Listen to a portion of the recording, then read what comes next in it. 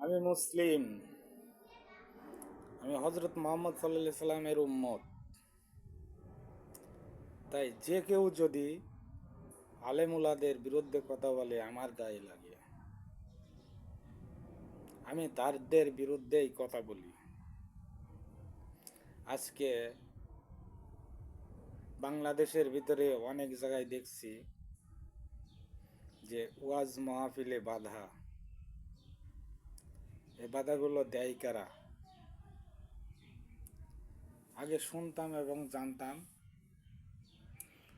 যে বাংলাদেশে ফ্যাসিবাদী সরকার আছে, সেই ইসলাম চায় না, সেই ইসলামের বিরুদ্ধে। সে তো দেশ ছেড়ে পালাইছে, এখন ফেসিবেদ করা এই বিষয়, এগুলা সত্য যেগুলা সেগুলোই প্রচার করব আমি। আজকে প্রায় জায়গায় ওয়াজ মাহফিলে বাধা, হুজুরদের বিরুদ্ধে কথা, হুজুররা ধর্ম ব্যবসায়ী, এসব কথাগুলা বলছে আমাদের বর্তমান ফ্যাসিদি দল। আর একটা আছে বাংলাদেশে, সেই দলটা, দুইটা নেতাকে আমি ছোটবেলার থেকে শ্রদ্ধা করি এবং ভালোবাসতাম। সেটা হলো